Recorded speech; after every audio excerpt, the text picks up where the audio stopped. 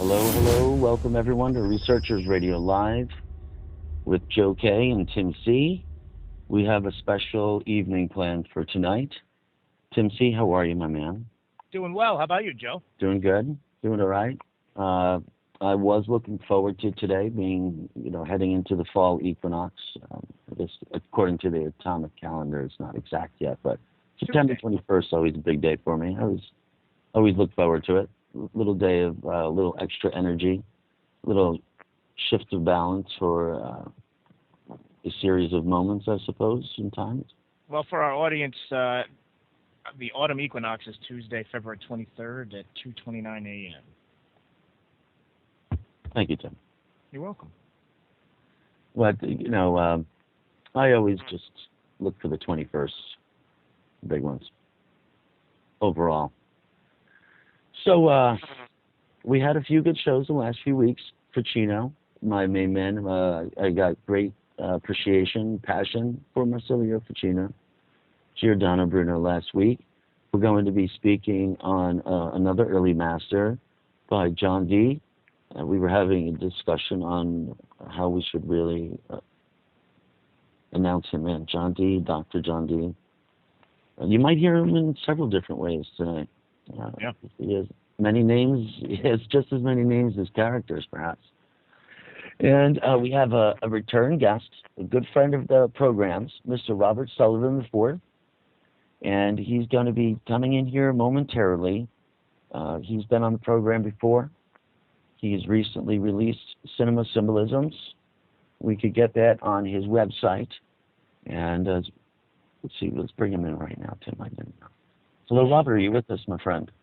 Yeah. Hello, Joe. Hello, Tim. Thanks for having me back on Researchers Radio. Great to be with you tonight. I'm so excited to have you on again, man. We're very much looking forward to it. So many topics covered last time, all of them interesting, and I felt we didn't quite get enough time on all of them. But since you've been on, you had the release of your most recent book, Cinema Symbolisms, which is a fantastic work, and I think it's a grand achievement to be able to notice so many symbols that have been in plain sight for so long. What brought about your inspiration to get this one going? Well, thanks, Joe. Cinema Symbolism, Guide to Esoteric Imagery in Popular Movies was now released, good gosh, about 2 months ago, so it's still relatively brand new. And the book is really a continuation of the final chapter of my first book, which was called The Royal Arch of Enoch, The Impact of Masonic Ritual, Philosophy, and Symbolism. This was a book that the last time I was on your show we talked about.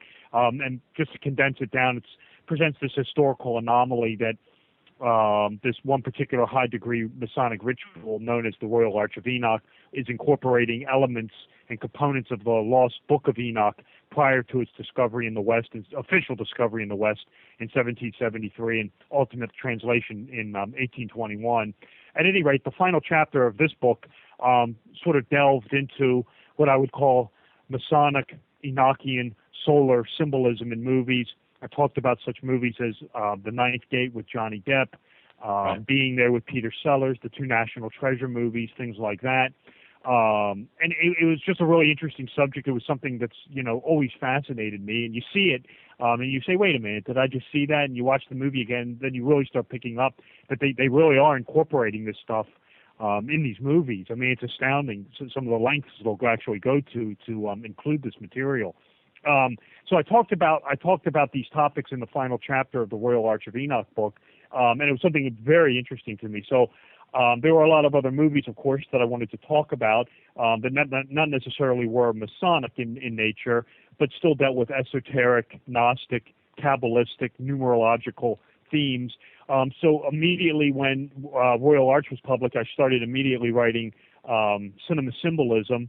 And that book was released July, late June, early July of this year. So it's been about 2 months now, maybe a little over that, 2.5 months. And the book's doing well, and I'm real happy with it. And I'm writing. I know one of the topics, maybe we'll talk about later in the show was the whole. We were talking about John D. with the whole John D. James Bond connection. Right. Probably delve into that a little bit. The book was as I was writing it, as it turned out, there were even more movies I wanted to talk about. So I'm actually writing Cinema Symbolism 2 right now, and I just started also outlining another book on Freemasonry. So it's proving to be a popular subject matter at any rate. Oh, fantastic. So you're going to have one also specifically on Freemasonry? No. What I'm doing is I'm doing Cinema Symbolism 2.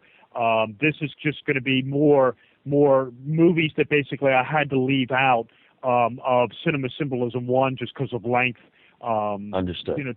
Time consuming. I'm actually writing another book on Freemasonry. This book's called Freemasonry and the Path to Babylon. And this is going to fill in a lot of the back history that's not necessarily in the Royal Arch book. Just fill in some of the details, as it were. Oh, that sounds great. Now, for our listeners, you are, correct me if I'm wrong, a 32nd degree Freemason? Yes, sir. And obviously an established author. Maryland, excuse me, I don't mean to interrupt. 32nd degree Maryland Freemason. Right. I'm in my Blue Lodge is Amicable St. John's in Baltimore, Maryland.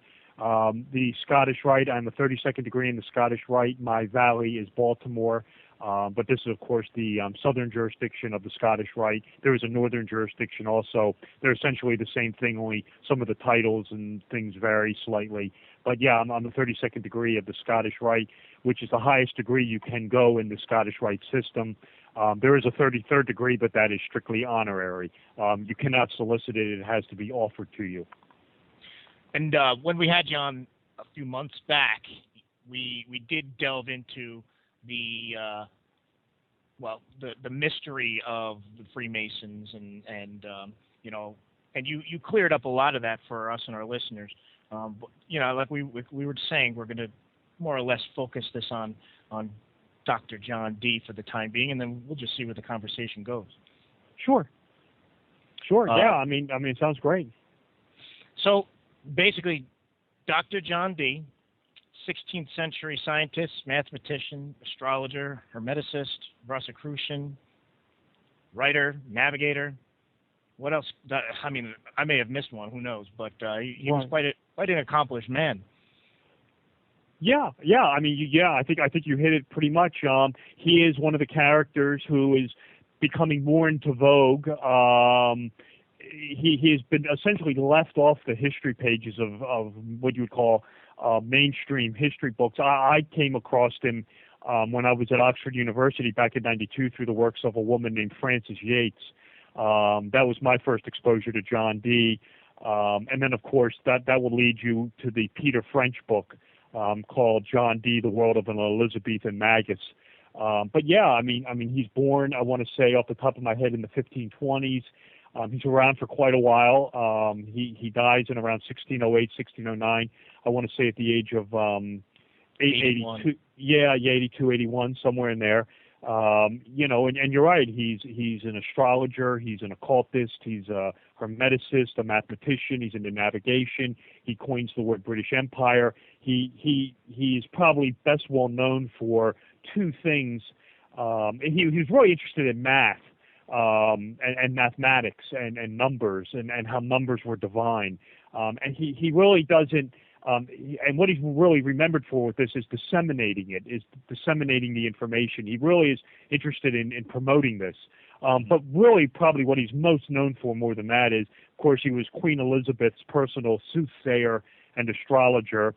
And of course, he develops this system of magic and sorcery known as Enochian magic, along with a fellow magus named Edward Kelly, which is this highly complex system of magic and sorcery that involves, good God, I mean, elements of Hermeticism, Kabbalah, numerology, astrology, which, when properly used, he does it through scrying, where the demonic or angelic, entity would appear in a mirror or seeing stone of some kind.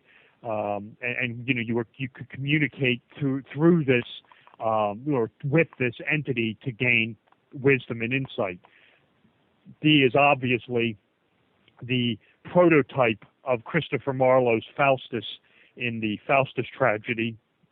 And you're right. He is also, he's into mathematics. He's into navigation. He writes a treatise on navigation. He basically, sort of not supervises, but he's, provides insight to the people like, Raleigh and Drake and that coterie of the navigators. Go ahead. I'm sorry. No, that's okay. Before he actually stepped in as the astrologer for Elizabeth I, he actually used to lecture on Euclidean math, and then she asked. I guess she met him while she was imprisoned by her. I think her half sister, Queen Mary, Bloody Mary.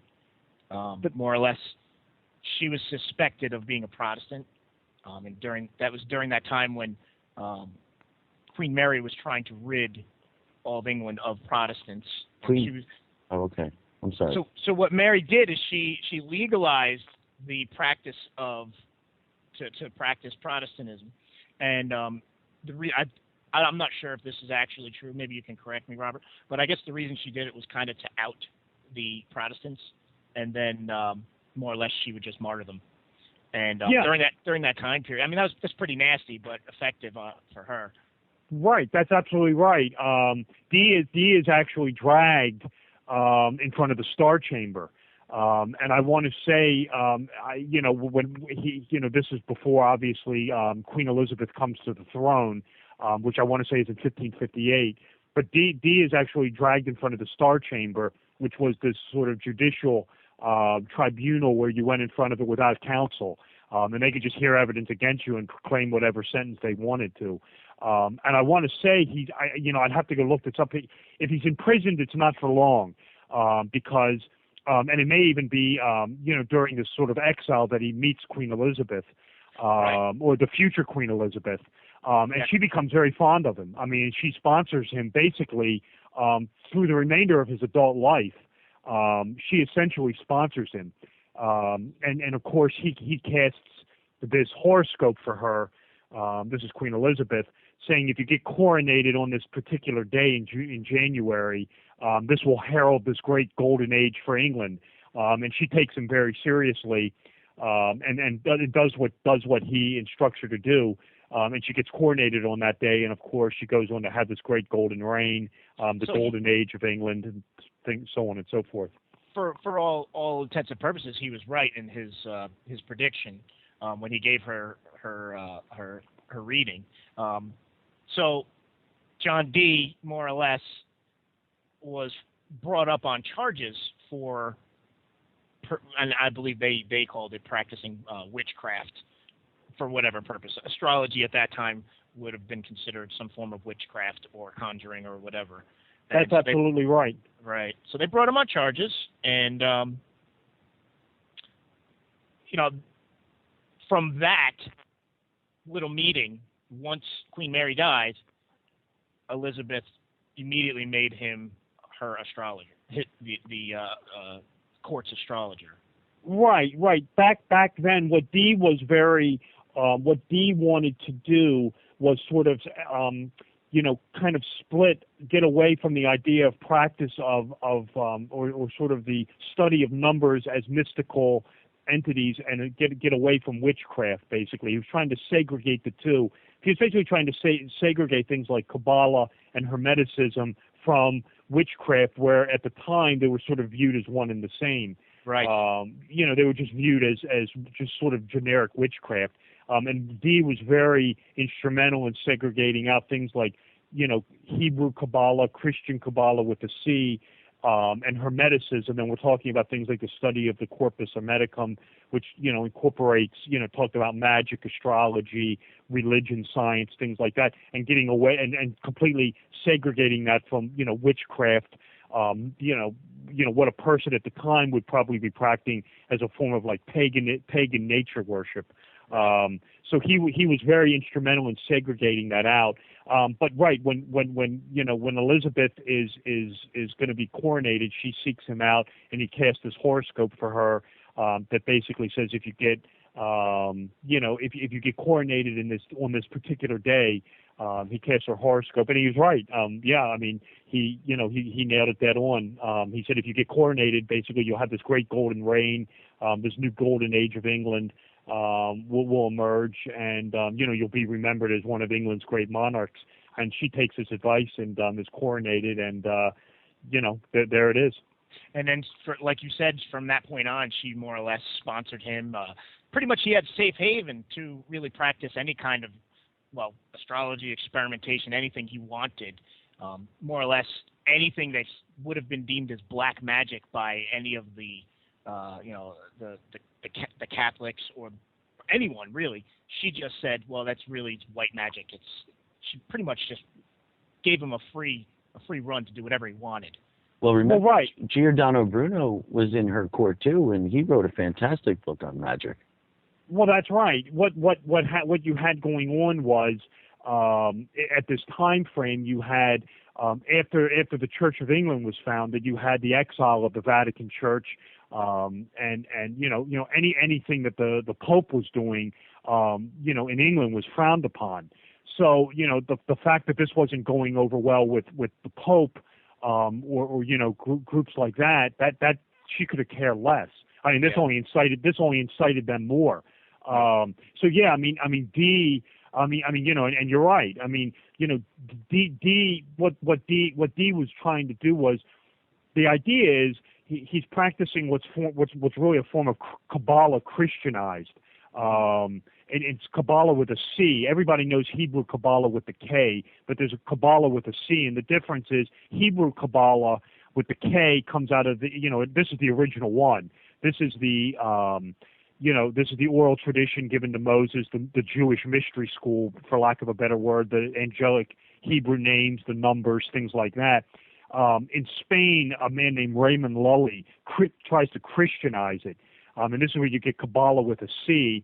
And it's basically what he's doing. It's the same thing as Judaic Kabbalah, only with a Christian spin, where the Kabbalah as an emanation of the Tetragrammaton, as a Hebrew Tetragrammaton, it's changed where the Tetragrammaton is Jesus Christ. So what Raymond Lully was trying to do was, unify. He was living in Spain at the time. This is before D, but he was trying to use Kabbalah with a C to unify the Moors, the Jews, and the Christians under this new mystical Hermetic banner. This is carried forward by a guy named Pico della Mandarola, who's a big practitioner of this, and it's not anything sinister at all. It's just this concept of trying to unite, these different religions, these Abrahamic faiths, under this sort of Hermetic blend. And then you've got, of course, Cornelius Agrippa comes into this. I mean, and this is where you get into this concept of practicing Christian Kabbalah, and this is where you get into sort of the summoning of the demons and the angels. But the whole thing, and this is again what Dee picks up on, is that essentially if you're using Jesus Christ to summon demons to gain wisdom, that is 100% acceptable. There is nothing wrong with that. That was what the way Dee saw it. That was the way that a lot of these guys saw it, was if you're using the sorcery, to gain wisdom, that's okay. Now, whether it is or not, that's sort of a subjective thing. But they saw it as this wasn't black magic at all. This was white magic, although it might have a demonic twist to it to essentially gain wisdom. And, a common theme on our show here, we discussed this a lot, especially in the past several shows, that the powers that be at the time, the Vatican, the Catholic Church, they saw that as a threat because more or less, if any individual could find a way to talk to God or have to commune with any divine being, then they really didn't have any need for churches and priests and so on and so forth. So it was a real threat to the power that they had at the time, and they were very influential. Sure. I mean, and this is, this goes back to, the Henrican settlement of the 1500s, where Henry VIII threw the Church of England, or threw the Vatican out. The Jesuits, were persona non grata in England. And again, what it did also was, anything like this to the Spanish Inquisition was just de facto witchcraft. I mean, this is what you said, Joe. You said it right. I mean, Giordano Bruno was into this. He was a Italian Dominican friar, and they burned, him at the stake in 1600. So it's a pretty common thing, I mean, yeah. It goes back to Socrates,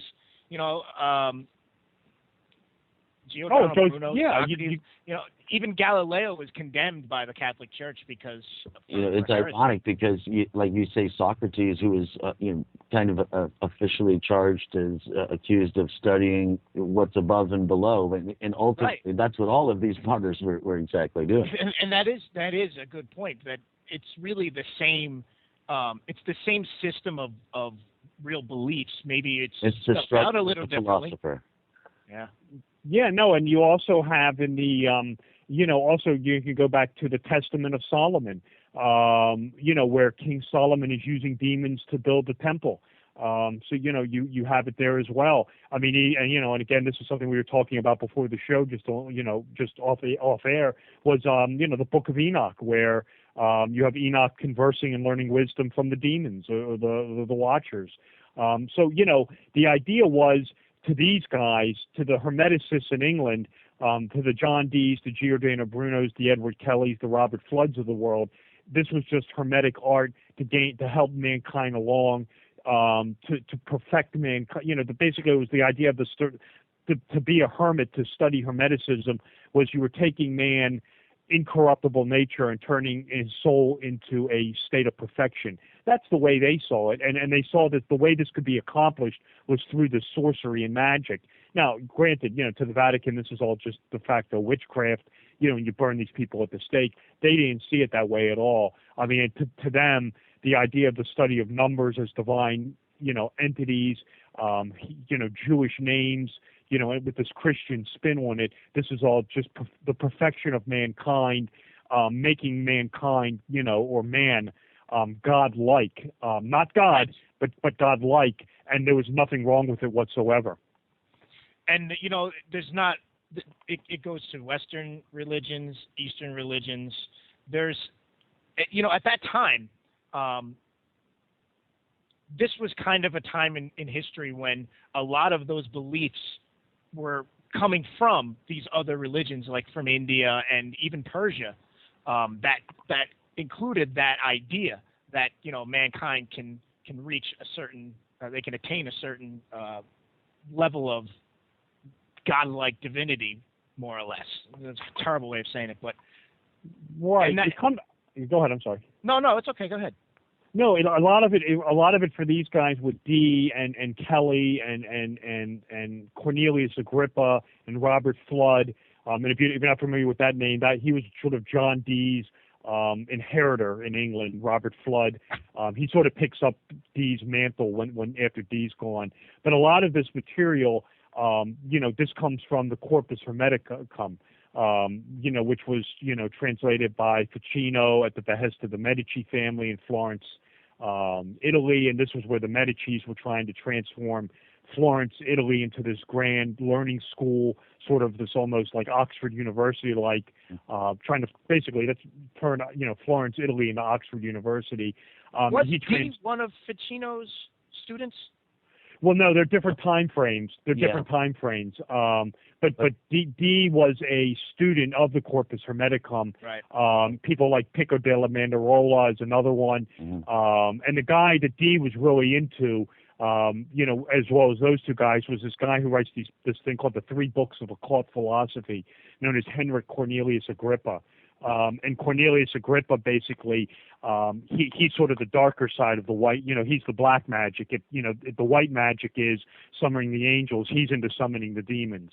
And again, but Agrippa says the same thing. He says, if you're summoning the demons, to use, to gain wisdom, or to seek higher knowledge, and you're doing this in the name of Jesus Christ, again, that's totally acceptable. And if you really read these guys and you get into this material, you'll actually discover the whole purpose of Dee's sorcery, this Enochian magic. The idea was, if you summon enough of these demonic and angelic, I'm going to call them principalities, it's probably the best word, or entities. The idea was, if you gained enough wisdom through them, or you talked to enough of these things, you could finally talk to one of the archangels, or the archangel themselves, or your holy guardian angel. And a lot of times these guys were a lot more dangerous than the demons were. So, just because it was a demon, sometimes the archangels were a lot more dangerous than the demons were. So, I guess we should we should bring Edward Kelly into the picture here, because sometime around when he was in the Elizabethan court, he came across Edward Kelly when John Dee was really, he started to really search for this knowledge to the more or less to answer all the unnatural questions that we have, all the secrets of nature, and to have immortality, the Philosopher's Stone, so on and so forth. So, well, right, that's right. Yeah, he hooks up with this guy named Edward Kelly, and this again, you're right. I mean, when we were talking off air, Kelly is really the guy who is talking, using the scrying techniques, using the Enochian magic, this sorcery, this conjurations, to speak to the demons and the angels. And Dee is sort of the note taker in all this. And Dee, depending on what author you read, some people think, Kelly was a total fraud, and was just making the whole thing up from start to finish, and that the whole thing was fake. Other people will tell you the polar opposite, that the language is too complex, the numeric system is too complex. Dee was a student of Kabbalah and Hermeticism as well, and in a nutshell, it couldn't have been fake because the people he faked were too smart for it. I mean, Dee was an expert on this, and Dee believed him wholeheartedly. So, how could a guy who was as well-read as Dee just be completely duped by this guy? And if you study the Enochian system of magic, I mean, it is so utter. I mean, I'm not even going to try to get into, how this stuff works. I mean, no. Safe to say it is just this highly complex system of magic, numbers, conjuration, letters, gematria, Kabbalah, Hermeticism. I mean, it's just this highly complex system of magic. And just to think that that Kelly just faked this out of thin air seems unlikely to me. But go ahead. I wanted to explore that a little bit. I'm going to take a stab at describing the scrying, all right? And I'm going to brutally murder this, but I'm going to try anyway. So more or less what would happen is Edward Kelly was a medium of sort, and he would contact the spirits, the spirit world, through meditation, through spells or whatever, and basically he would look through a crystal ball and decode this Enochian language, backwards and upside down. Hey, we're getting something from the chat room from our friend Patrick English, who is also a Freemason in Louisiana, Robert. He put forward just a comment, not particularly a question, but he's a friend of ours. Sure. He said he thought Edward Kelly and John Dee were the same person. No, they're two separate people. Okay. They're definitely two separate people. They are not the same person. Edward Kelly was Dee's, for lack of a better word, assistant. And you described the magic. That's a pretty good way of describing it. It involves this different language called Enochian. It can be read backwards. It has numeric assignments to it. And it's what they were using was what's called a black mirror. Which was just that, a black mirror where this entity was supposed to appear in. Again, depending on who you want to read, they'll tell you the entity actually appears in the mirror. Other authors on the same subject matter will say that's not true, that when you're in this deep meditative state, that the entity in the mirror is part of your unconscious mind, and you're using a separate part of your mind to see this entity, and it's not really in the mirror, it's in your mind, and your mind's projecting it into the mirror. Some people say the exact opposite. Some say no, the entity is in the mirror. So again, it varies from who you want to read. I've Yeah, read and I've read yeah. 2 different accounts also where, I mean, there several times actually over that Edward Kelly was the only one that had any communication with any sort of spirit, and that Dee was really an observer and just jotting down everything that was being said out loud. Any experience was just jotted down. And I've also read that he also was influenced, such as when he, and this is a little further down the line, but I guess we'll just move along. But more or less when Rudolph the second, they basically, apparently this is for our listeners, the one of these spirits spoke through the medium Edward Kelly, and stated that they're basically challenging John Dee, saying you need to go to the Holy Roman Emperor and tell him that he's more or less surrounded and infected by evil spirits, and that he himself is evil, and he needs to listen and do whatever John Dee says, otherwise he'll burn in hell. Hey, right. No problem. No, that's right. That's right. And this ties into Rudolph II, the Holy Roman Emperor, was very into the occult and mysticism and alchemy. He was constantly on the search for the Philosopher's Stone. And this ties into, and again, we'll probably talk about this a little more in our second hour, but the idea was that Queen Elizabeth II, Queen Elizabeth I, wanted Kelly and Dee near the Holy Roman Empire, the Holy Roman Emperor, and this was, their travels in Europe at this time. This started around the 1580s, I want to say. This is when Dee and Kelly go to Europe. This was, of course, their espionage mission, was to get up close and personal with Rudolph II. So, yeah, there's evidence to suggest that the whole thing with the Enochian magic could have been a bit of a ruse. Although, again, if Kelly was faking it, he fooled a hell of a lot of people with it. So that seems unlikely to me. But again, and that's another thing. Also, it has also been suggested, and this is very possible as well, that the Enochian language was like a German Enigma machine, that it was a spy language developed by Dee and Kelly for espionage purposes. So you have that factor to throw in. But I thought that was key, actually, to this discussion, because number one, the scrying tools that he used, it looks like a decoder. The star with the tentacle in there. They turn just like a decoder. The seal of God, I believe he referred to. He had a wonderful obsidian black disc too, man. I think it's sharp. I don't know where you. That was the mirror, I believe. Something like that in those days. Well, that's the mirror, I think. Supposedly came that from obsidian, that black the Aztecs. That was a wonderful mirror. What an incredible! I got to see it. What an incredible piece of stone it is. So finely polished. It's incredible. That was rumored to have come from Cortez's, one of his Is that right? I didn't know. Yeah. Didn't know that was suggested. Mm-hmm. Yeah, I think it's in I think it's like in the British Library or British Museum. You can see it. It's on display. I know the painting of the super famous one. The only one there is. That's in the Ashmolean Museum at Oxford University. I know because I've seen it. So if you're ever in Oxford, anyone listening, go to the Ashmolean. You can see the painting of Dee.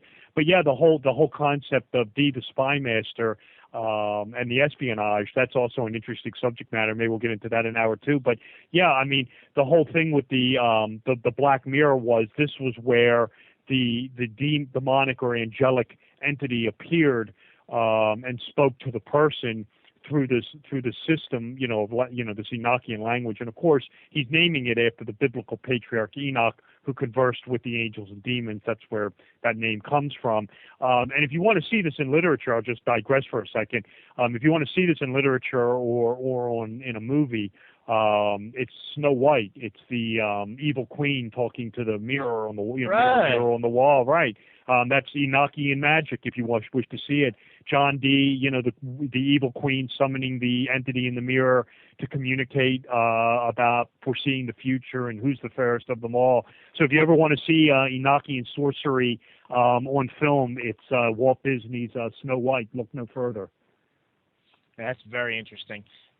I guess Walt Disney really did have an esoteric background. He was the master of of hiding and encoding. Yeah. That was fantastic. Yeah, well, the thing is with some of the Disney stuff is Disney. I have to get into this just briefly. Please Disney do. does get a bit of a bad rap on this because some of it does come from the Brothers Grimm, things like Sleeping Beauty, Snow White. But and I'm not going to go off subject off of this too much. But yeah, I mean, you're right, Joe. I mean, if you watch the Disney stuff, a lot of it, you will clearly find esoteric, imagery in this. In Royal Arch of Enoch, I talk about the 2 National Treasure movies, which is just overloaded with stuff. Those are Walt Disney movies. I think we may have even talked about this the last time I was on, or maybe it was with Mike on his show, with Fantasia and the Witch Mountain movies and things like that. Oh, so I don't want to go too far off subject, but yeah, you'll find it in the Walt Disney stuff. Sure. That's okay. We go off topic all the time. Yeah, well, if you want to see good D, radio. if you want to see D and Enochian sorcery on film, that's it. It's Snow White. The evil queen talking to the, entity, the principality in the mirror. Fantasia's another big that one. Night on Fire Mountain, I think it was, with Fantasia. Yeah, Night on Bald Mountain. That's Bald with the Mountain, satanic right. demons. That's yeah. right. There's like a whole ritual going on, a sacrificial ritual of some sort. Yeah, that's right. It's a Night on Bald Mountain. It comes from Fantasia. Mickey Mouse is the sorcerer's apprentice. Uses the white Kabbalistic magic to make the broomsticks dance around. Then you've got Night on Bald Mountain with the demons. Good stuff. Incredible. Yeah, I even a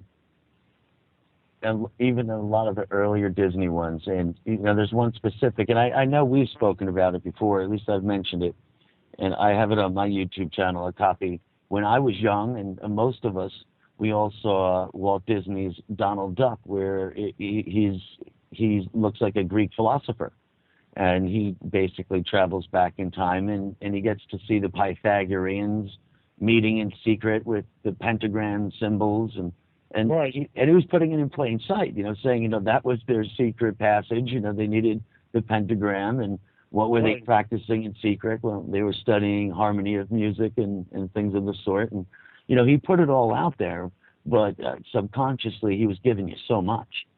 Yeah, but that's the thing. But that's exactly right. It's basically like hiding in plain sight, and it's right. You're not seeing it because you're not paying attention to it because it's presented in sort of this innocuous form. I really enjoy that cleverness. That's what really gets me going.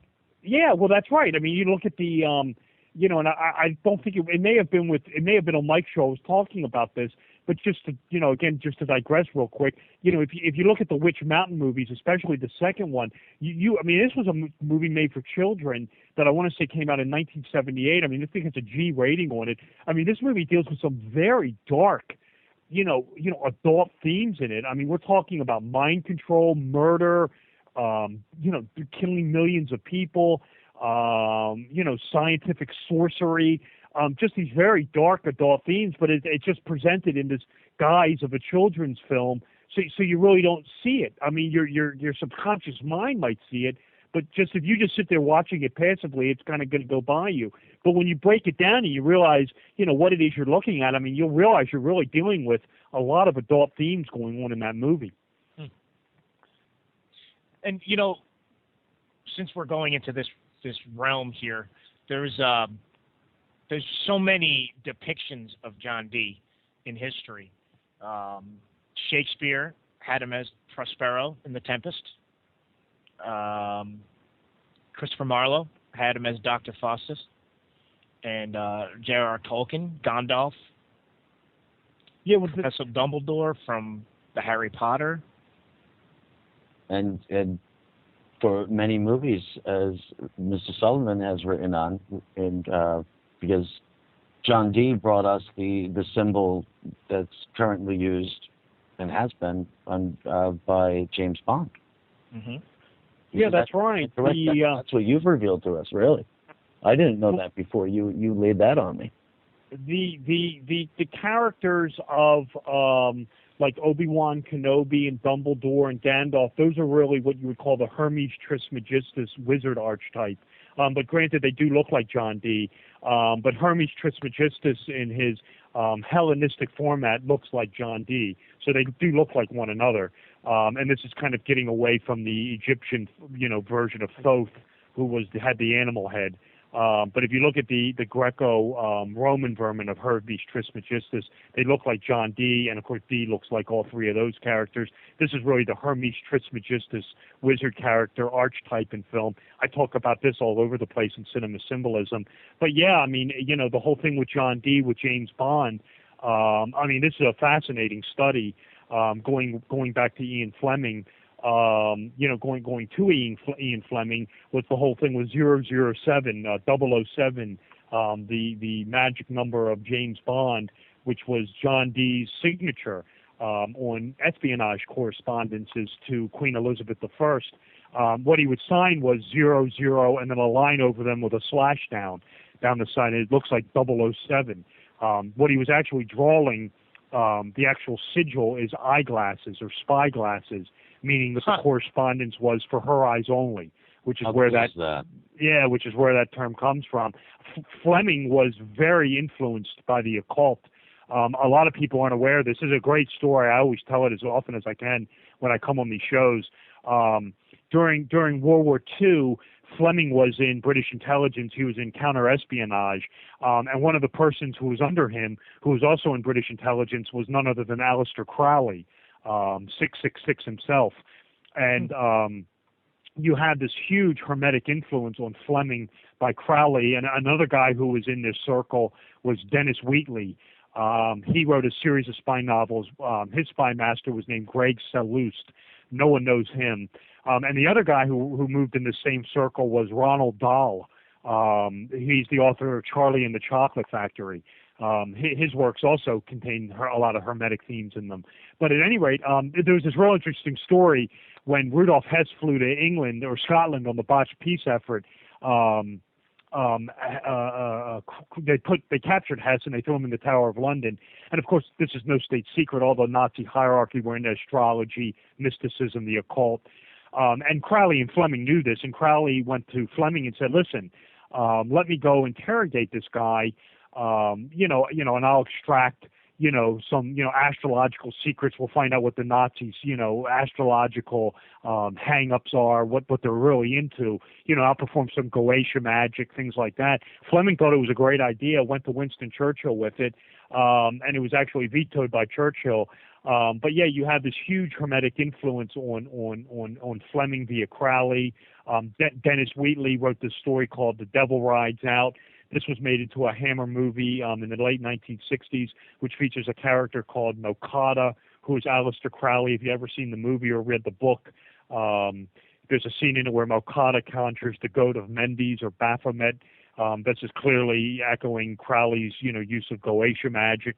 So yeah, you'll find this huge, and this is a whole chapter in cinema symbolism, the James Bond, John Dee, and the occult influence. You best call it the occult world of Ian Fleming, where you'll have a lot of these occult Hermetic themes turning up in the James Bond stories and movies, with alchemy, with Goldfinger, Illuminism with Ernst Stavro Blofeld, Hugo Drax the Dragon. You have Rosicrucian themes of the sun and moon, the alchemical wedding, the Bond as the sun, the Bond girl as the moon. So you'll have these huge Hermetic themes going on in the Bond stories. But yeah, James Bond's glyph 007 is an esoteric reference to Dr. John Dee, who used that sigil 007 to sign espionage correspondences to Queen Elizabeth I. If you're interested in this material, I talk about it in Royal Arch of Enoch, but I really get into it in cinema symbolism. It's a fascinating study. Definitely. There's basically the entire image of, the archetype of the wizard, really. Our modern image of what we think a wizard or a sorcerer would look like really is what John Dee looked like. And obviously pop culture has really taken over on that. But, there was one other one that occurred to me earlier today. Led Zeppelin's movie, The Song Remains the Same, when the old hermit hands the lantern of knowledge off to, he's handing it. Basically, he's staring down Jimmy Page, and then he realizes, Jimmy Page realizes it's him as an older man, something along those lines. Right, that's the Hermit Tarot card. where the hermit's handing the lamp of wisdom on, or the lamp is the light of wisdom. Yeah, I mean, this is again the Hermes Trismegistus, character. You'll find this. Hermes Trismegistus turns up in film. He is the old hermit, the wizard who has all the information, but only doles it out piecemeal. Obi-Wan Kenobi in Star Wars. He is followed by Yoda, Morpheus in The Matrix, of course Gandalf, Albus Dumbledore. Those are some real, the Hermes Trismegistus character. If you want to reverse it and you get into the evil wizard archetype, he's interesting. He's the guy who possesses the when you have the Hermes Trismegistus character generally turn up, you have the solar hero or the savior archetype who is always on a mission to save the universe or the world or something like that. The evil Hermes archetype, the evil wizard, he's the keeper of some sort of key information or something that the hero is ultimately after, and he's usually motivated to go after this guy for either money, revenge, or for a woman, or a combination of all three. This is the Thulsa Doom character in Conan the Barbarian, who possesses the riddle of steel that Conan wants. If you look at Thulsa Doom's symbol, it's the intertwined serpents, which is the caduceus of Hermes, with the rising sun, who's the keeper of the light or the wisdom. You'll find the evil Hermes, one of my favorite ones, Willy Wonka, who has all the occult, candy-making secrets that Slugworth's after. You'll find the evil wizard archetype, but it's a bit of a different story twist. When it's Hermes Trismegistus, he's usually assisting a Jesus Christ figure, a savior archetype. But when he's the evil guy, it's usually he has some sort of secret information that the guy's going after that involves a woman, money, or revenge of some kind. Although, I will say this, Conan the Barbarian in Conan is killed and resurrected, in keeping with the Jesus Christ Savior archetype. So, interesting study there with, and if you're interested in more in that character and things, check out Cinema Symbolism. I talk about it all over the place in there. We put links to your website in the chat room if anybody wants to check that out. You can get to Robert's books that way as well. And before we're going to head to a break, I want to remind everyone we're talking with Mr. Robert W. Sullivan IV. And likewise, his website is just that, but instead of the fourth, it's IV, so it would be robertwsullivan.iv.com, IV for Roman numeral the fourth. And please check out his website. And you can find all this information we're talking about right there. And they could also contact you there as well, right, Robert? Yeah, there's on the page which you've given out, there's a contact page, there's social media, there's links to my Twitter feed, YouTube channel for other radio shows and podcasts, Facebook fan pages, email information. It's all right there, links to buy the book. www.robertwsullivaniv.com. You got it dead on correct. I know it threw me for a loop the first time we talked because I had written it down with the numeral, with the number 4.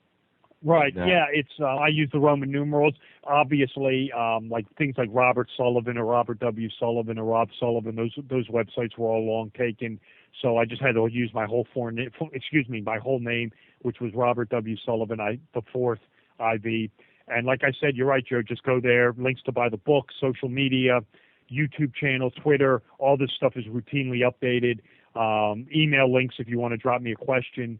You're not hard to find. No, I'm not at all. And like I said, Facebook like pages, Twitter, it's all very interactive. Just go there, check it out. Well, and like always, I really appreciate it when you come on to this program and other programs of the like, because people, a lot of Freemasons get bad raps, and I think all too often these days, people like to criticize what they don't understand, and there's usually a lot of finger pointing to Freemasonry, and everyone I've come in contact with in my life and got to speak to, gentlemen like yourself, I've learned a great deal of information. Usually, people of good insight and understanding, and you bring it every time. And I just want to thank you for that again. Well, thank you, Joe, for having me on your show. I do the best I can, and it shows like yours that I really enjoy going on, that are very well informed and understand the material, and it's just a pleasure to be here and present the information as best I can and as best I understand it. Well, you always do. And once again, if everyone here at freedomslips.com, we are the largest listener-supported web-based radio programming. We'd like to continue this programming, and doing so, I am requesting donations. And we do this out of pure passion, interest, and desire. And, without having programs like this, it's not just affecting myself.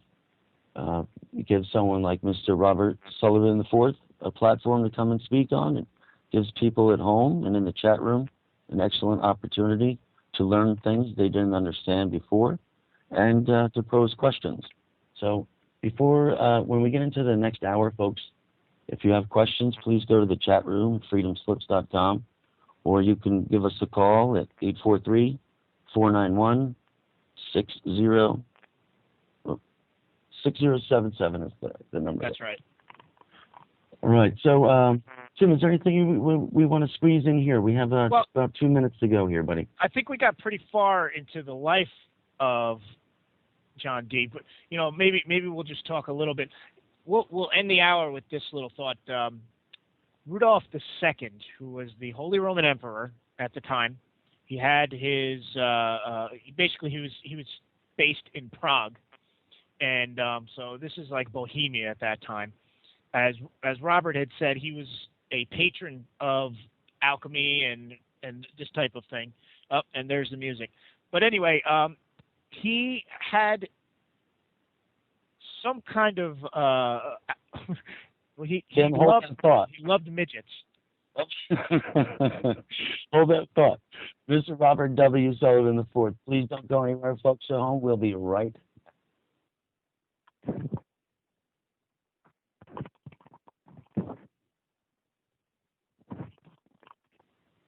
Welcome back to Researchers Radio Live. I'm Joe K.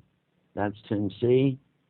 We are very happy to announce the return of Mr. Robert W. Sullivan IV. I don't know why I keep stuttering every time I say that.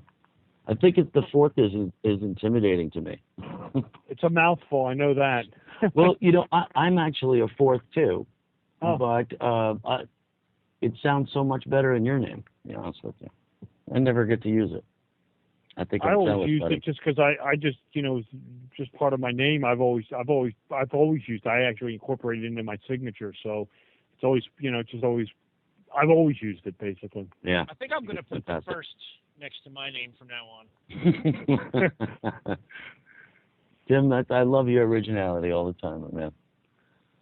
So, Tim, I know you were about to talk about dwarves, I believe, if I heard correctly. Yeah, I forgot to press that. And I wanted to throw in, Robert, I know you're a Ravens fan. I know your team pulled one out today.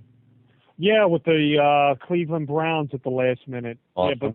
Yeah, they won 23-21, I think it was. That's what it was at the last. The time ran out, but they lost Dennis Pitta, the tight end. It looks like he's going to be out for the year again. And I just was on Twitter and on my mobile device. I know Pittsburgh's destroying Carolina right now, so they're going to win. Well, I can't recall ever rooting for the Ravens before, but I was hoping they would win, so you'd be in better spirits for the show tonight. No, I appreciate that. Although I just pulled up. I think Carolina just got a touchdown, so maybe they're going to make a game of it after all. Who knows? Right on. I'm down here in South Carolina. I'm a New Yorker, but so I'm a Jets fan myself. But it was a good win today for you. No, I appreciate that. Yeah. So everyone, we're talking with Mr. Robert W. Sullivan IV, and you can find his website. We're about to get going here with the program. His website is just that, the same, Robert W. Sullivan IV, as in Roman numeral number 4. And Tim, what were you trying to squeeze in there before the end of the show? Let's get that. You were very passionate about that. Apparently, the Holy Roman Emperor had and this is back in the 1580s, he had a regiment of dwarves For what purpose, I don't know, but he did. That's what the history tells us. Yeah, I to be brutally honest with you, I'm going to take your word for it. I have no knowledge of that. But I don't doubt it. I mean, I know that there are a lot of guys a lot of emperors and monarchs, part of the Holy Roman Emperor, who had weird interests like that, who collected paintings of the macabre.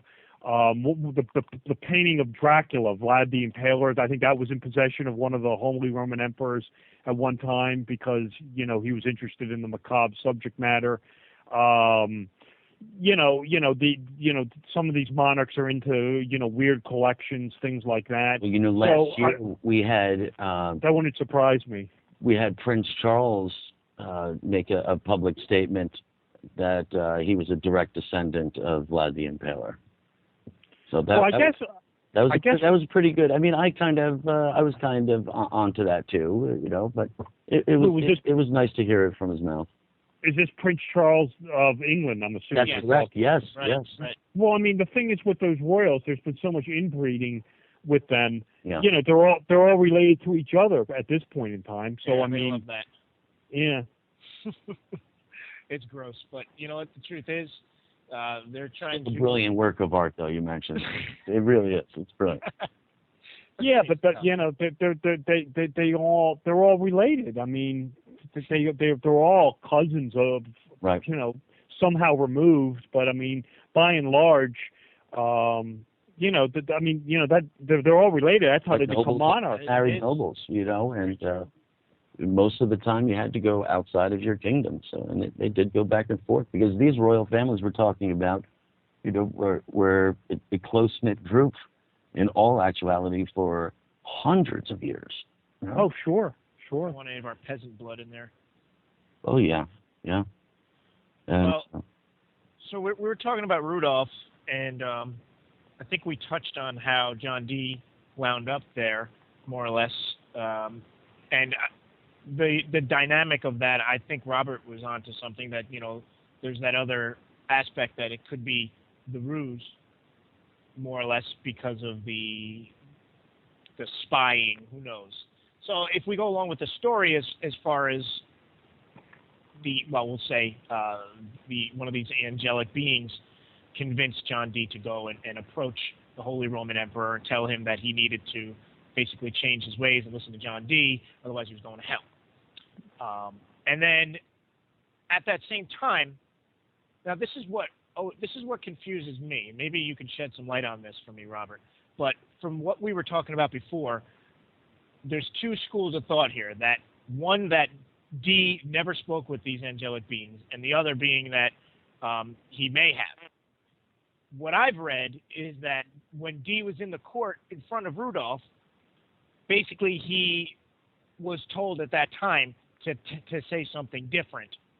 I guess while Rudolph was mulling it over in his mind, probably thinking about crucifying Dee for saying these things, I would imagine, one of the beings spoke to Dee saying, hey, tell him that you're going to produce the Philosopher's Stone.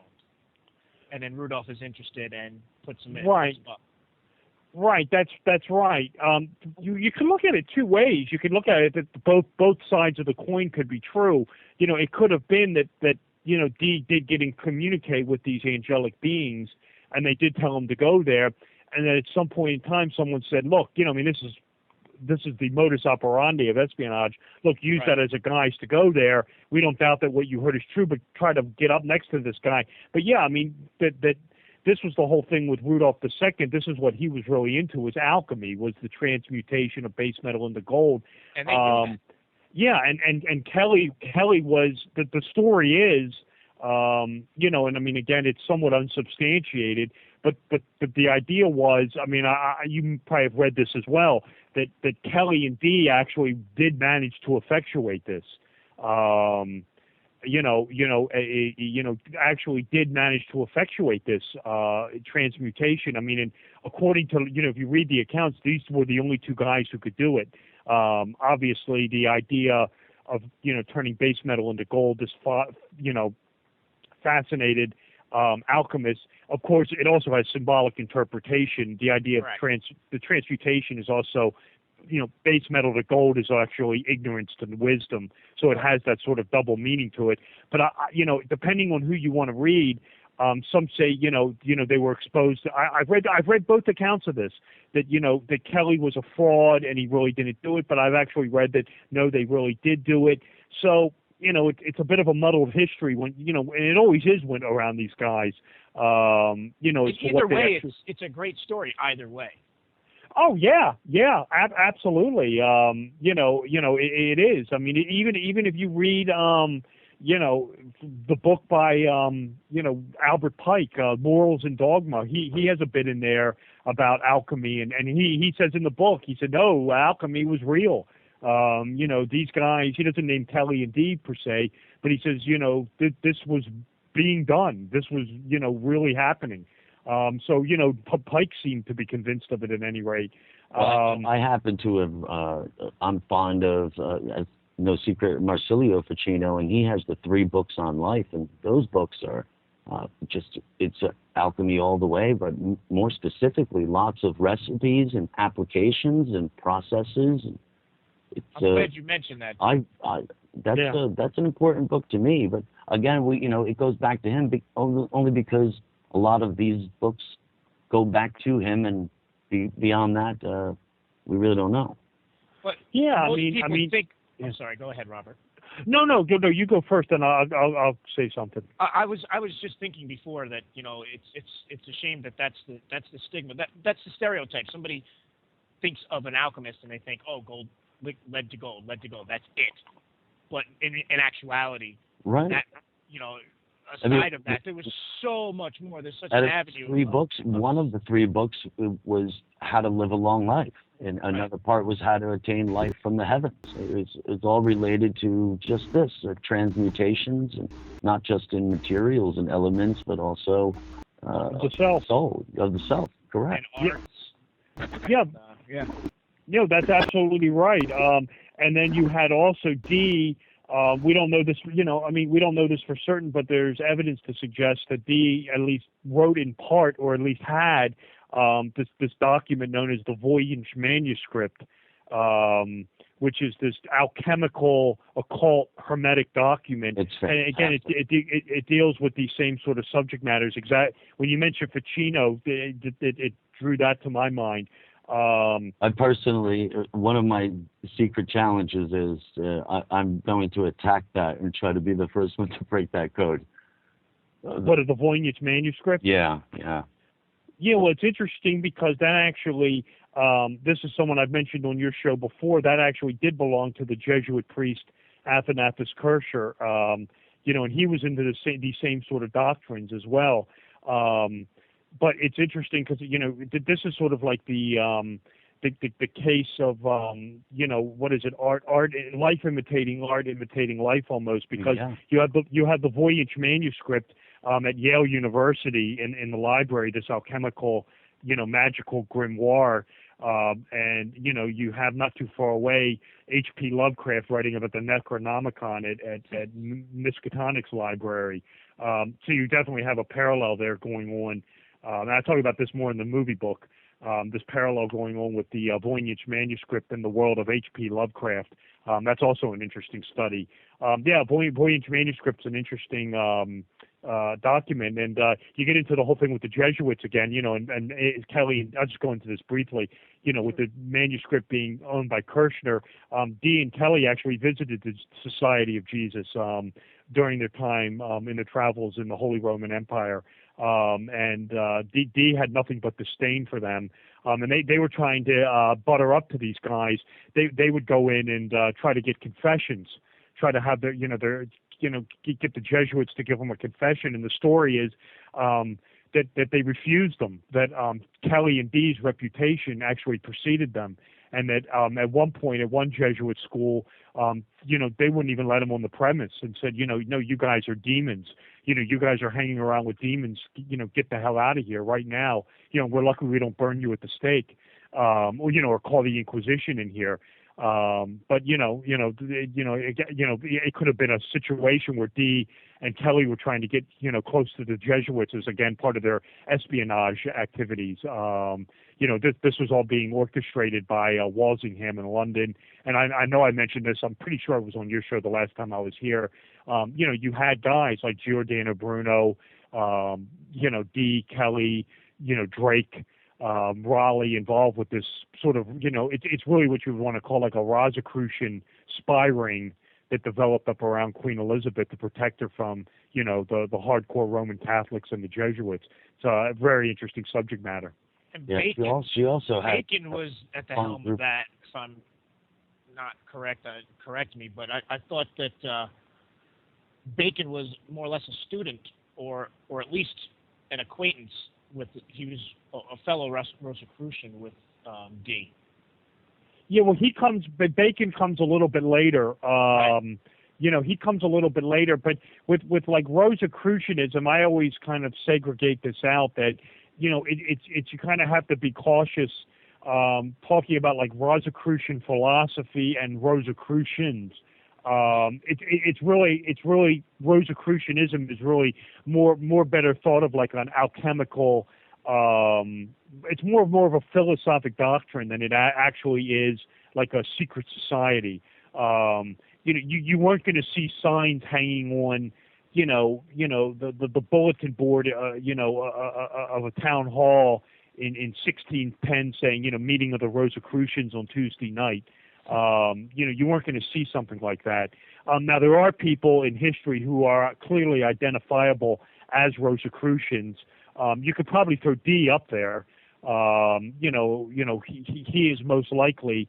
It's a good subject matter to talk about. Also, is Dee and the Rosicrucians, because you definitely have a Dee influence upon Sir Francis Bacon, without question, and you have Dee. You have the two Rosicrucian manuscripts. You have three of them all together, which is really the foundation of the Rosicrucian philosophy. But two of the Rosicrucian manuscripts, the Confession and the Fama, those are most likely authored by Dee. He is most likely the guy who wrote those. And the reason you could point the finger at Dee is his monad, from Monas Hieroglyphica, appears on those documents. I mean, this is the exact same sort of thing that Dee was into. So, those documents talk about this Hermetic enlightenment that's going to sweep across Europe, the perfection of mankind, through the practice of science, magic, and religion, mankind can, Christianize and perfect his soul and achieve a godlike, Jesus Christ status. The Christ within you will be alive. Again, this ties into, the earlier doctrines of the Cathars and the Gnostics. So yeah, you have Dee, as a Rosicrucian, authoring these other, these two Rosicrucian manuscripts, and again, you'll find these influencing people like, Sir Francis Bacon, Robert Flood, who is sort of the post John Dee in England is Robert Flood. Everyone knows Bacon. Flood is more into Dee than Bacon is. And then you have the other Rosicrucian manuscript called the Alchemical Wedding, which is the symbolic marriage of the sun and moon. This was written by a Rosicrucian, and you can identify this person as a Rosicrucian, named Johann Valentin Andreas, or Andre. He is an identifiable Rosicrucian, very interested in alchemy, mysticism, Christian mysticism. So yeah, I mean, you even have Dee and this other guy, Andreas, as the author of these Rosicrucian manuscripts. Yeah, go ahead. I'm writing this down here. Andre, his book, what was the title of that book? Do you recall? Was it The Marriage of the Sun and the Moon? Yes. Well, you have. I'll say it again. I'll say it again more slowly. If you Google this, it should come up. Okay. But I'll give it again. I'll give it again slowly. When it comes to Rosicrucianism and Rosicrucianism as a philosophical doctrine, there are three documents that Rosicrucianism is based on. And what Rosicrucianism is, it means Rosy Cross. It's a study of it's magical and mystical Protestant of the Protestant religion. It goes back to this guy named Christian Rosenkreuz, who's this German mystic who lived around the 1300s, who most likely never existed. But he's the alleged founder of the Rosicrucians. His name is Christian Rosenkreuz. Rosenkreuz is allegedly the author of these three documents. He is not. Again, he never existed. Right. And the three documents are called the Confessio, the Fama, and Confessio is as it sounds. Fama is Fama. It's just called the Fama. Its full title is Fama Fraternitatis. And those two documents, the Confessio of Christian Rosenkreuz and the Fama, those are most likely written by John Dee. If you go through them, his monad, Dee's monad appears in them. And this is your dead giveaway that Dee would have been the author of these documents. They're published after Dee's death. I want to say I did Google, and I did find copies available, more recent publications, of course, and it is titled, in fact, The Marriage of the Sun and Moon. Right, that's the third. Thanks. I'm going to check that one out. I appreciate it. You know, that's the third Rosicrucian manuscript. Okay. The third one is called The Alchemical Wedding of Christian Rosenkreuz. And this documents the alchemical union of the sun and moon. That document, that Rosicrucian document, that's part of the three Rosicrucian manifestos. That was written by a man. I'll say it again. I'll say it slowly. His name is Johann Valentin Andrea. Johann as it sounds, Valentin as it sounds, Andrea as it sounds. He is a Christian mystic. And he is the authorship. He authors other treatises on Christian mysticism as well. But the Alchemical Wedding of Christian Rosenkreuz is written by a man named Johann Valentin Andrea, and he is identified as a Rosicrucian. No question about it. So yeah, I mean, the point I was trying to make was that you will clearly have this John Dee Hermetic influence being carried forward on after his death into the Rosicrucians, or Rosicrucianism probably is more accurate to say, with these two documents, the Fama and the Confessio, which were most likely written by John Dee. Wow. I am blown away. I was unaware. The first two documents I have heard of. Right. That third one I really didn't know, and I want to thank you because that's right up my alley. So yeah, put that on a long list of books that I plan to get through my 30-year plan here. If you have, it's not a long book. It's just a treatise. It's really not a book. If you have a copy, I don't know if you have a copy of. If you have a copy in your library, either one of you guys, of Manly Palmer Hall's The Secret Teachings of All Ages. I have it on audio. Sure. Okay, well, if you have the book, the Alchemical Wedding of Christian Rosenkreuz is a chapter in the book where Hall gives you the entire manuscript. You can just read it in that. That's fantastic. Thank you. And he speaks perfect English, too. Well, you never know what kind of accent an audio book of his?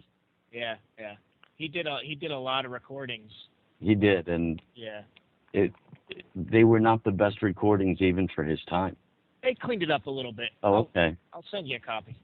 Okay. Yeah, I've got most of Hall's books in my library, and if you have Secret Teachings in paperback format or what have you, I don't have my copy in front of me, but one of the chapters Hall replicates the Alchemical Wedding. It's like all these other treatises. I mean, you know, it's highly complex, it's highly symbolic, highly alchemical. Highly symbolic. But yeah, if you have the Hall Secret Teachings, you'll find it in that. I'm on it. Well, I wanted to get back to our friend Dee here. Mm-hmm. So basically, I don't know. I read from a few different sources some of these interesting things that they were told during these angelic conversations, and what he called it was angel magic. He spoke to somewhat like 70 different entities, or they claimed. And but we're talking about the 1600s here, and there was a couple things that struck out to me that I thought was pretty interesting. There was this prediction that future technology will bring about the ability to fly, for humans to fly, and the bringing about of instantaneous communications, which I thought was pretty interesting, because obviously those two items.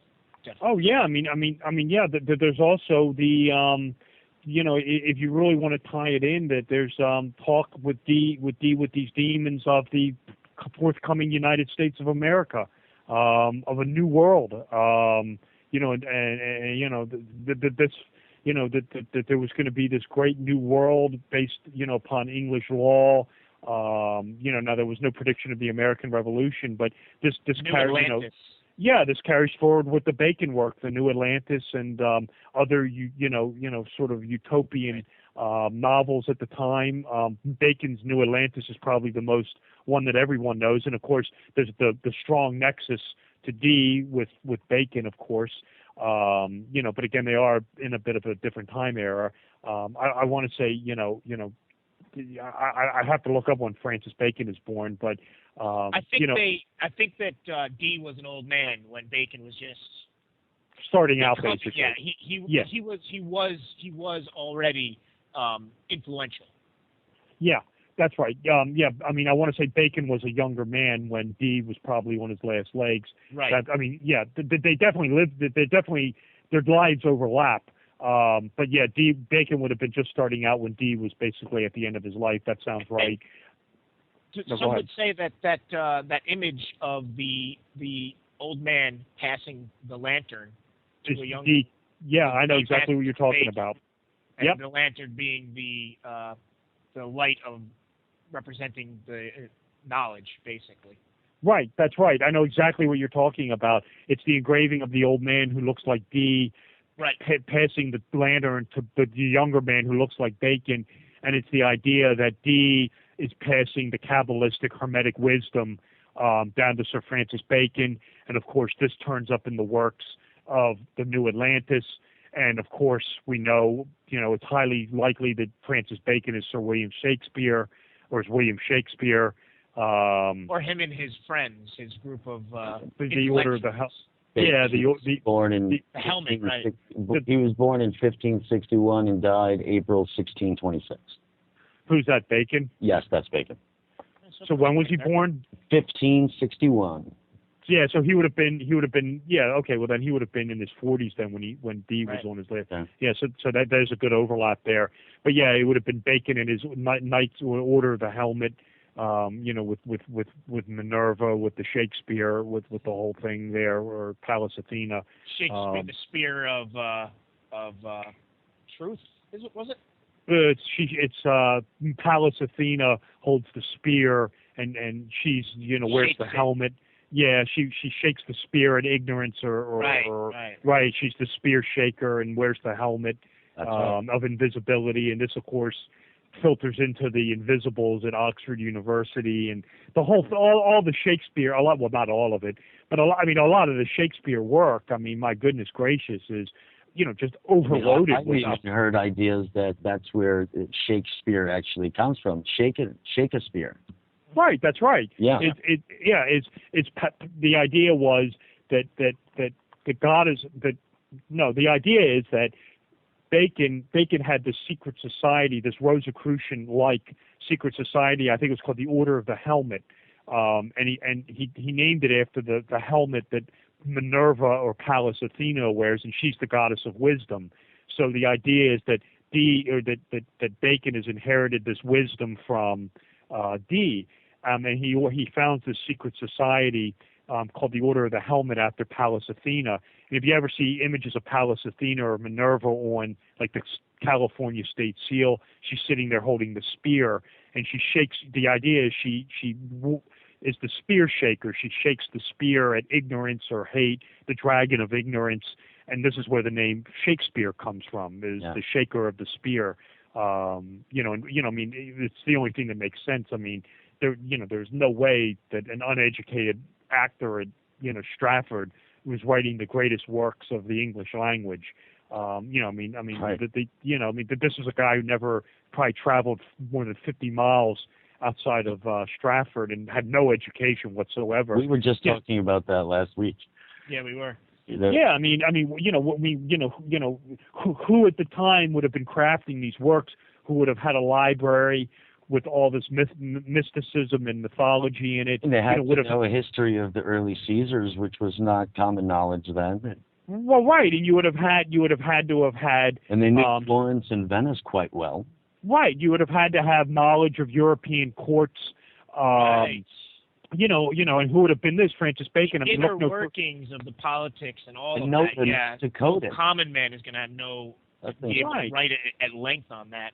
No, and then you have numerous mythological themes and things like the Midsummer Night's Dream, which is overloaded with the occult.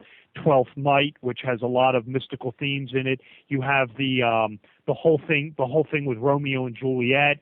Romeo and Juliet are the alchemical wedding, the unification of the sun and moon, the sacred feminine with the masculine, the two families, the Capulets and the Montagues are the Patsy and the ones we were talking about earlier, the Medici families who are at war with each other.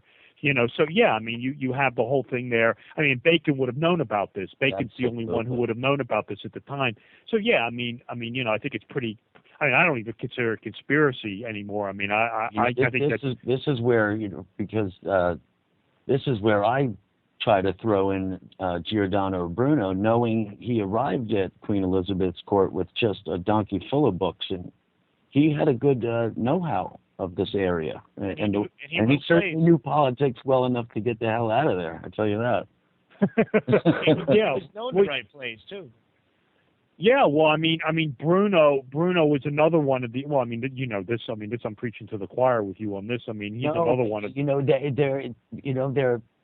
They're all part of the same thing per se. There's they all have a piece of this old knowledge, and I think that's what kept people just like Bruno out of harm's way for a long period of time.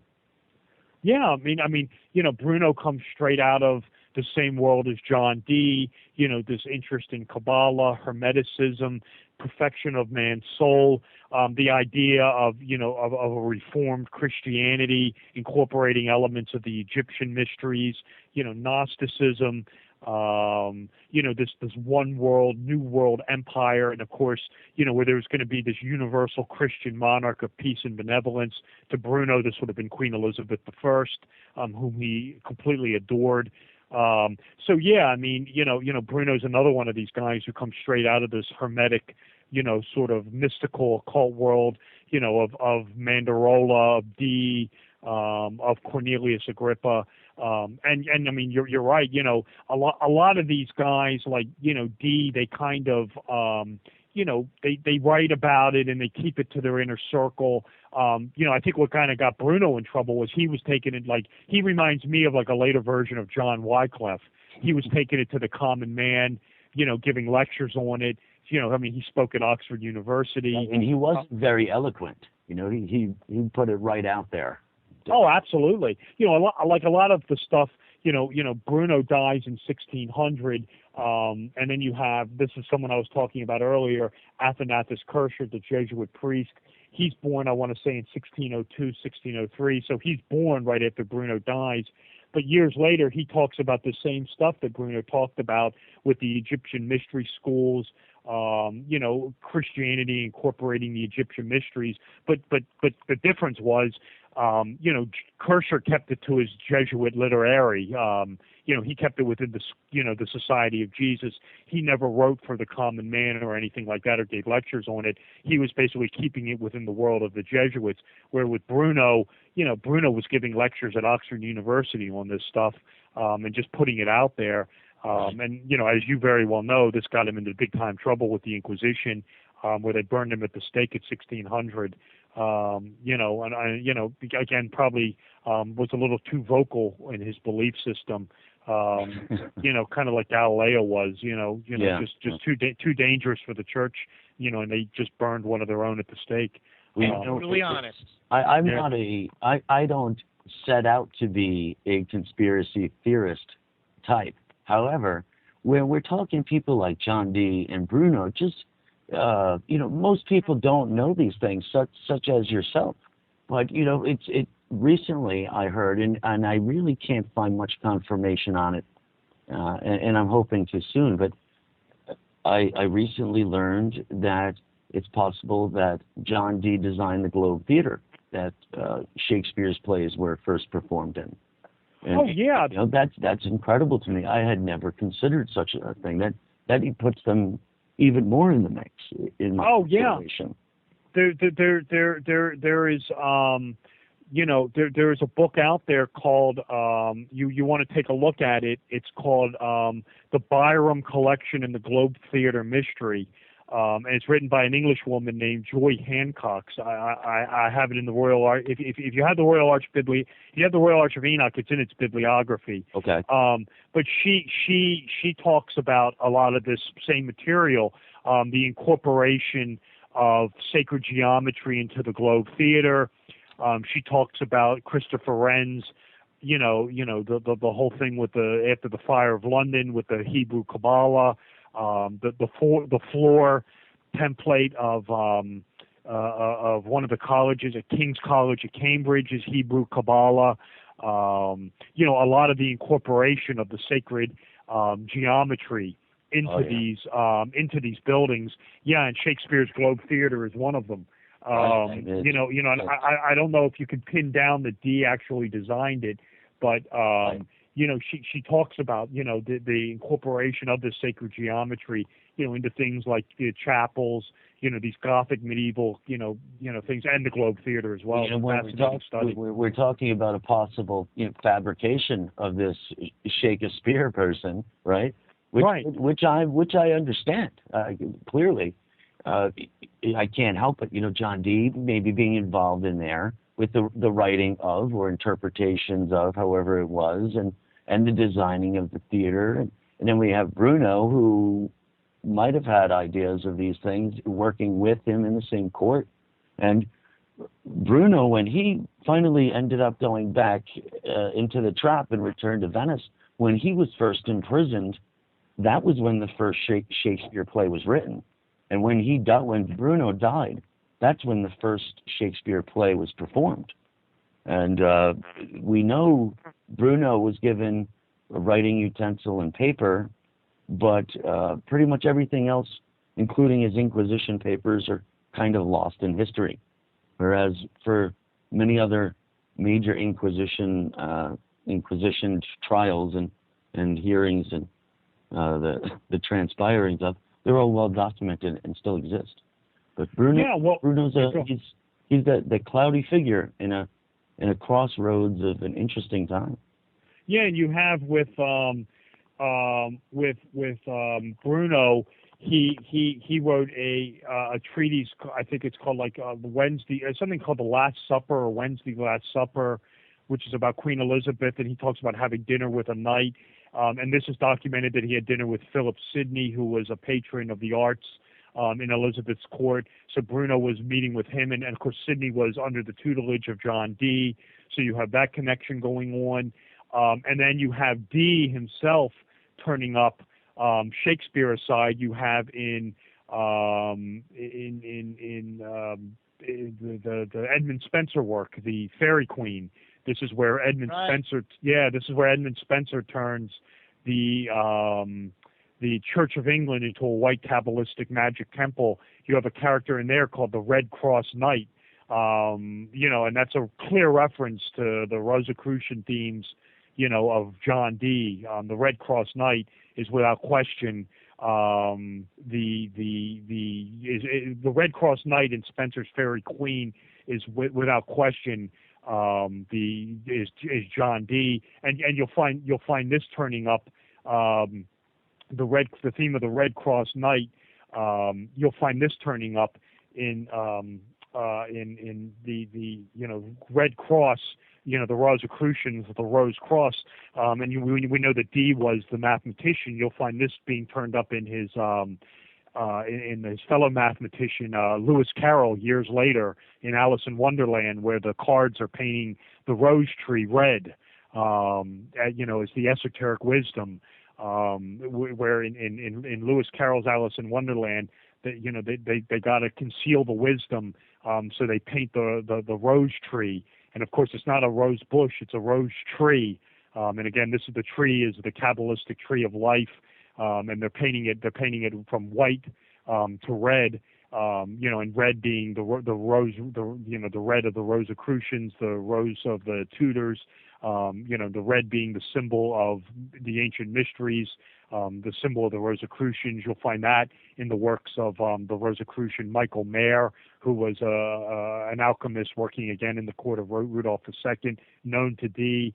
So you'll find that in the works of not only do you have the Red Cross Knight in Edmund Spenser's Fairy Queen, which is a reference, an homage to John Dee.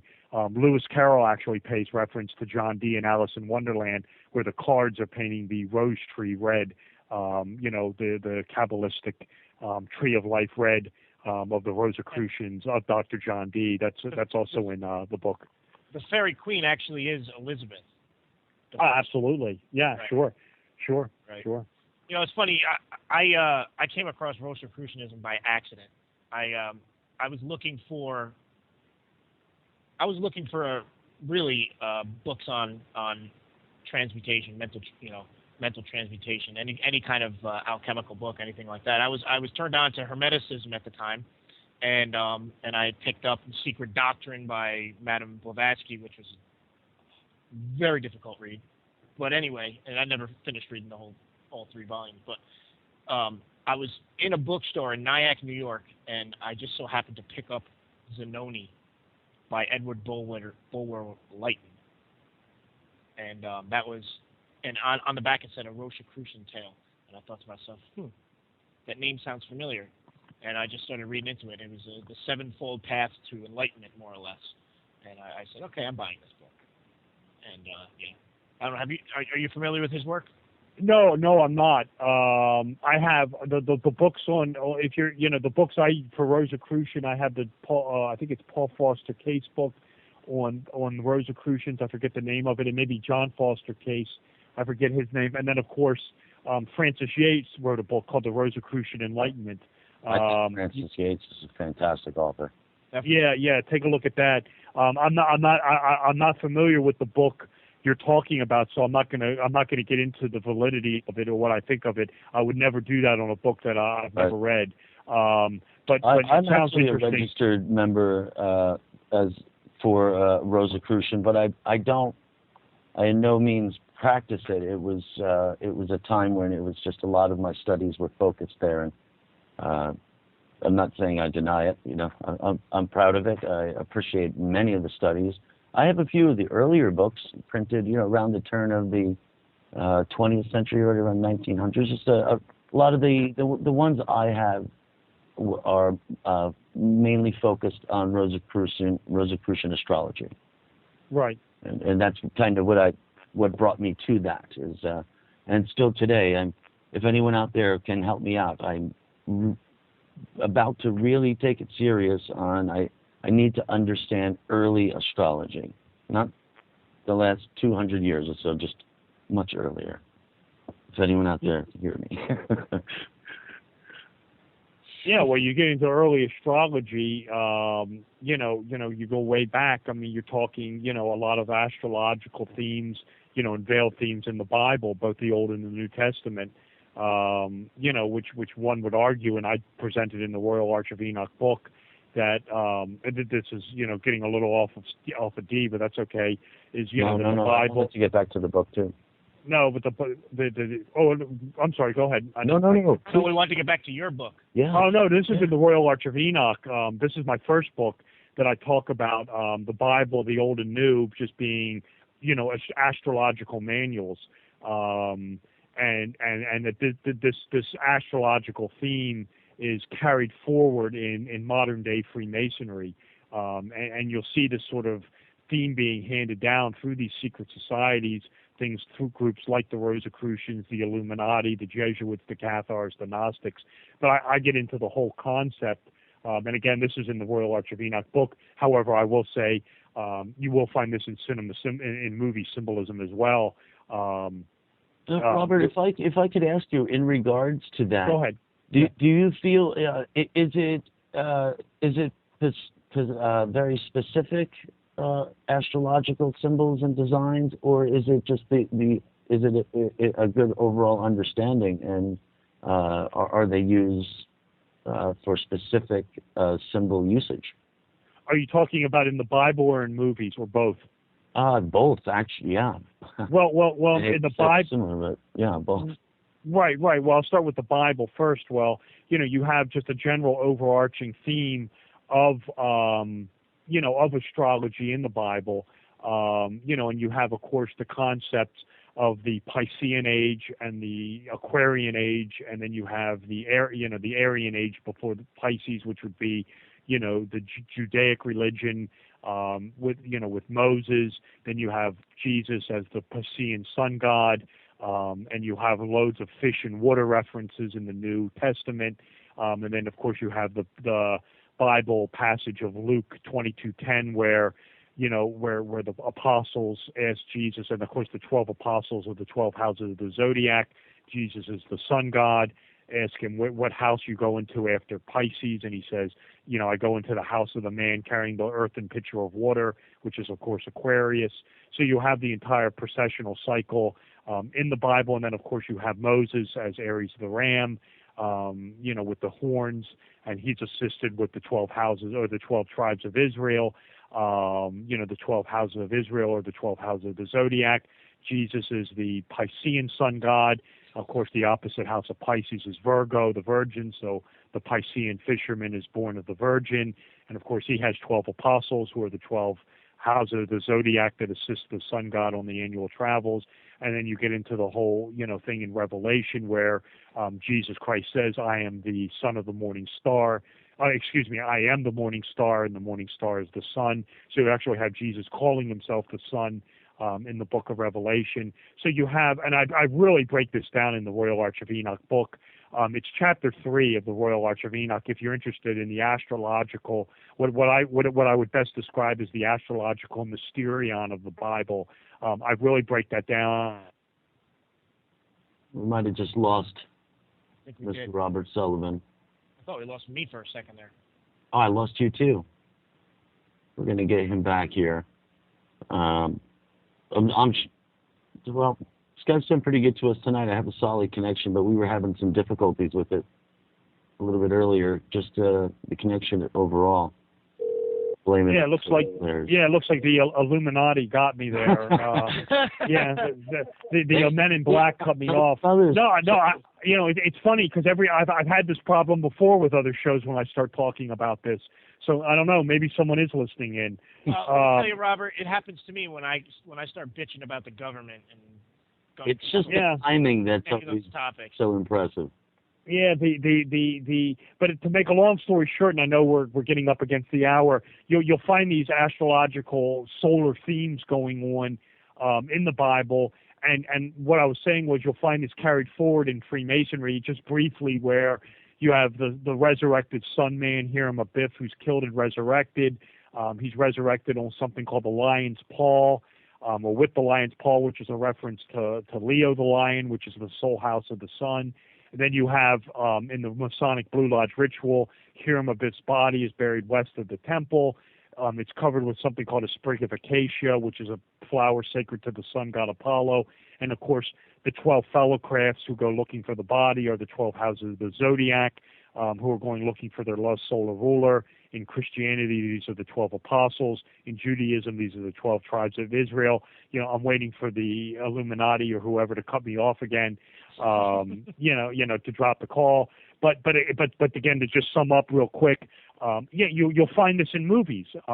You'll find the same solar Judaic Christianity solar themes going on in movies. I mean, look no further than the movie 12 Monkeys. The 12 Monkeys are, this is the Terry Gilliam theme. A lot of Gilliam's work is overloaded with Gnostic and mystical themes. So is the Monty Python work. But you have 12 Monkeys, the 12 Houses of the Zodiac, who's looking for them, James Cole, JC, Jesus Christ, who is the sent back in time, who is the savior of mankind. And of course, he is assisted by the sacred feminine, the psychiatrist played by Madeline Stowe, who, like Mary Magdalene, is the only one who believes him. And he's sent to save mankind from the virus. And then at the end of the movie, James Cole is killed but is resurrected when he watches himself leave the airport. And again, JC, James Cole, Jesus Christ. So yeah, you'll find these themes in movies all over the place. You'll find them even more with the what is called the Christ-like archetype, or the Christ-like solar savior. You could find this in Luke Skywalker in Star Wars. You could find it in Neo in The Matrix.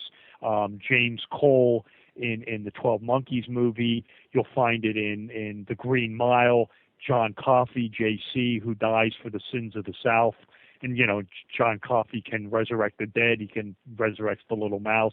So you'll find this character turn up from time to time in films. You'll find these biblical themes and solar astrological themes in movies. I talk about it in the Royal Arch of Enoch in regards to the Bible and Freemasonry. If you're interested in modern movies and cinema, look to my book, Cinema Symbolism, A Guide to Esoteric Imagery. This is one of the topics I cover in the book. It's funny because someone in the chat room, Briar Rios, 790, was just saying he likes 12 Monkeys and Monty Python. Terry Gilliam, if I'm correct, he was part of Monty Python, right? Oh yeah. And the Life of Brian, Search for the Holy Grail, those movies. Oh yeah. Satire there, but yeah. Oh yeah, you'll find esoteric themes in Monty Python and the Holy Grail.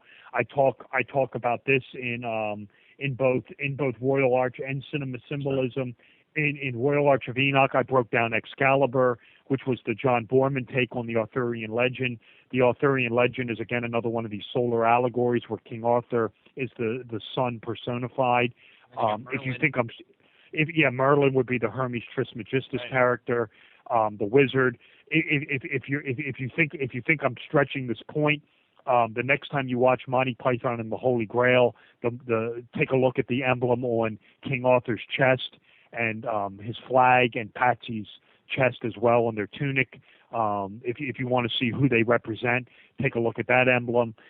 Excalibur, the John Borman movie, is probably the best movie I can think of for King Arthur as the solar astrological allegory. I mean, it is really in that movie, and Borman presents it really well, but it carries over into the Monty Python material. Terry Gilliam is very well versed in Gnosticism and mysticism. You'll find this in the works of 12 Monkeys, which I've talked about briefly. You'll find it in Brazil. You will most certainly find it in The Adventures of Baron Munchausen, which has a lot of Masonic and astrological and Gnostic themes with Venus and the moon going on in that. So yeah, I mean, wow. You'll. I just Googled the Monty Python image, and there's the sun and the Tree of Life. Right yeah, that's right. Yeah, and of course, Bedivere in Monty Python in Holy Grail, they don't have in Holy Grail. There's no Merlin character. They turned Merlin into Sir Bedivere, who is the keeper of the wisdom. So his standard is the tree, which is the Kabbalistic tree of life. The wisdom, the emanation of the name of God, which all wisdom derives from. And of course, King Arthur has the sun, which you just said you Googled, on his chest. Yeah, King Arthur is the sun. And if you really want to see, I don't want to beat a dead horse. I know we're running out of time, but check out. Read Royal Arch, the take on Excalibur.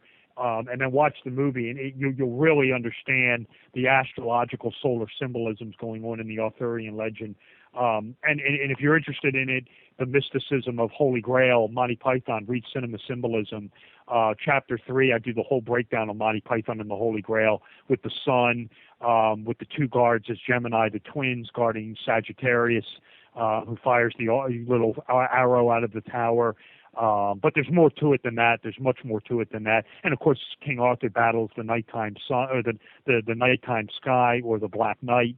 And of course, the sun and the nighttime sky are in perpetual conflict, but neither of you can't have one without the other. So they call the battle the draw, and they walk away from each other.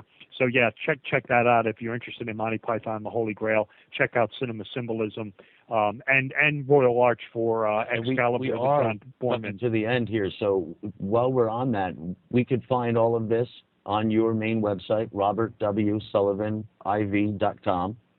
And we can find you on all other social medias. Yeah. Right. Go to that website. There's links there to buy the books. The signed copies are sold through the publisher. There's links to the Kindle, the Nooks, the ebooks are out there. I'm on Amazon and Barnes & Noble. They're much cheaper than the paperbacks. And there's links there on that site you just gave out to all my social media, Facebook like pages, Twitter, YouTube. Go check it out, robertwsullivaniv.com. And, we'll also continue to put the links up, too. And everyone remember at home, Christmas is coming up fast. The holidays are coming up quick. These are excellent gifts. When you always say, I don't know what my father's interested in, I guarantee you he's going to be interested in this. So keep that in mind, everyone. And Robert, we will part ways with you, but not for long. I know I'll be talking to you shortly with Michael Parker. Yeah, that's right, on Thursday night. Right, and well, without further ado, Tim, we'll part ways with Mr. Robert Sullivan. I thought we had a few extra minutes here, but we are coming up quickly on the end here. Yeah. Robert, really, honestly, I really appreciate you coming on as always. You're a scholar and a gentleman, and you could easily do another 2 hours on the show, which you're welcome to do, of course, tonight.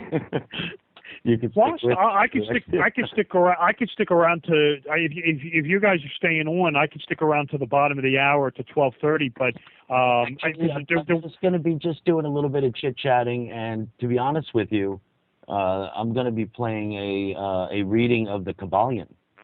Okay. Well, I'll come back on another time then. So we'll part ways, and we'll set up another show maybe around Christmas time or something. Right on. That sounds perfect. Sounds like a good idea. I appreciate it. Really, it's always a fantastic show. I was on the edge of my seat, and I really appreciate you having me on. I thought it was a great show, and again, thank you, Joe. And thank you so much, guys, for having me on. I really appreciate it. Have a great night. Thank you, Robert. Thank you, everyone. Talk to you soon. Have a good night.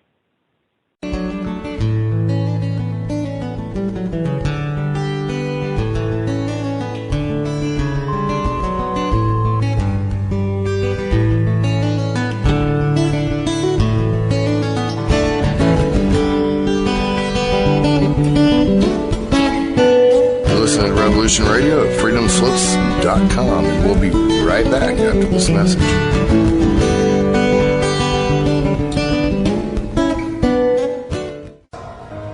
You have a choice whether to be a madman or a bold genius.